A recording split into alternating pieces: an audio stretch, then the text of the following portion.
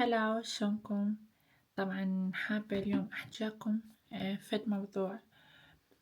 هذا الموضوع هسه بالفترة الأخيرة دا يصير، يمكن انتو منتبهين على الوضع أو لا، خاصة يعني بالبرامج الأخرى مثلا التويتر أو تيك توك أو كذا، مو دائما بالإنستغرام، دا يطلعون فد فئة سياسية، يعني بس مو من العراق طبعا، اللي فهمته إنه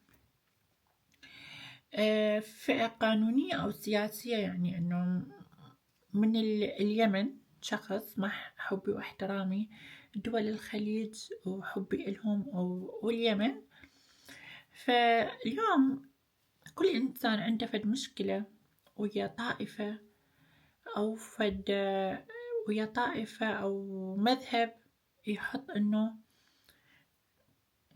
ميرة بالنص، يحطني إنه أني فد شلون إنه فد دليل أو فد مكان على مود يكره هذا الطائفة. هو مو إنه أني السبب، لا، هو يكره هذا الشيء، هو يكره هذا الشيء. انتوا فاهمين كلامي؟ محامي، طبعا أني تعرفون إنسانة كلش عادلة بالحياة وإنسانية، وأحب كل الطوائف وأقدسهم، ما عندي أي مشكلة وياهم، إذا كانوا سنة شيعة مسيح إسلام، ما عندي أي مشكلة.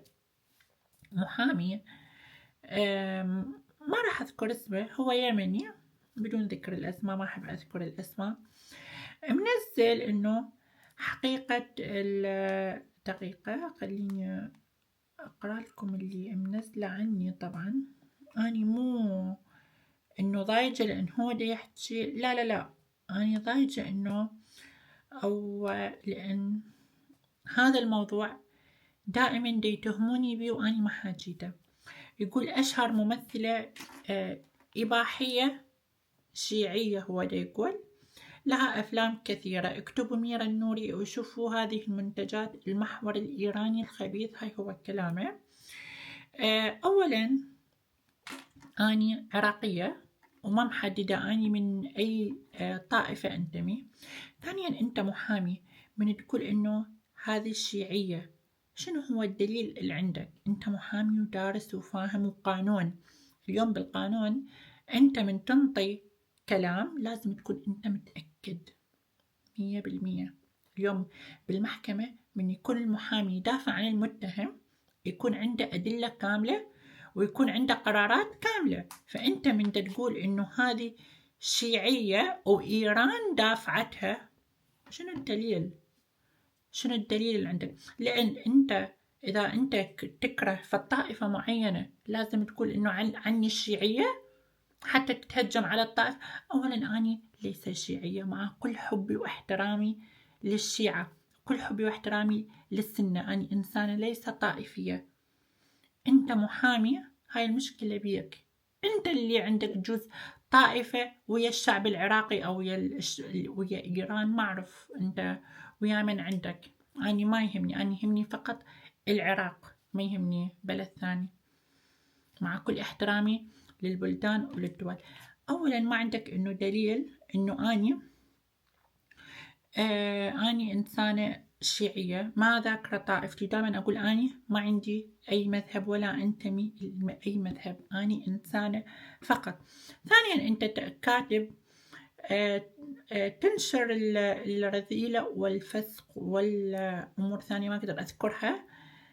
زين، أنت شلون أنت محامي وسياسي وصاحب وكاتب عني، ما راح أطلع الاسم طبعا، صاحبة أكبر أفلام بالوطن العربي. زين أنت شلون شفت الأفلام؟ ممكن تقنعني؟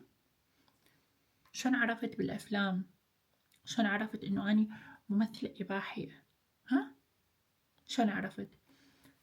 وكاتب هالجريدة وكاتب هاي، يعني اليوم أي شخص يكره طائفة معينة يحط ميرا النوري إنه تنتمي لهاي الطائفة حتى يحكي عنهم. ها؟ كلامك خطأ. اتأكد من صحة الخبر من تنشر شيء وتكتب عني، أنا ما يعني بالعكس كل الاحترام أيضا إلك، ما عندي أي مشكلة وياك، لكن اليوم أنت من تنتقد أو تكتب عني اكتب كلام صح. تمام ماشي، مع كل حبي واحترامي لكل الطوائف وكل الناس اللي يتابعوني من أي طائفة، أنا ما عندي أي مشكلة، لكن كلامك خطأ، أنا ما أنتمي لأي طائفة. تمام، أنا عراقية صح لكن ما أنتمي لأي طائفة، ومن زمان أنا طالعة من العراق. تمام، وقبل ما أصير أني بهذا المجال مال الأفلام متابعين يعرفوني، أنا من قبل أسوي بثوث بالإنستغرام من زمان أنا طالعة من العراق، صار 12 سنة أو 11 سنة. ماشي، يلا نهاركم سعيد، مع السلامة.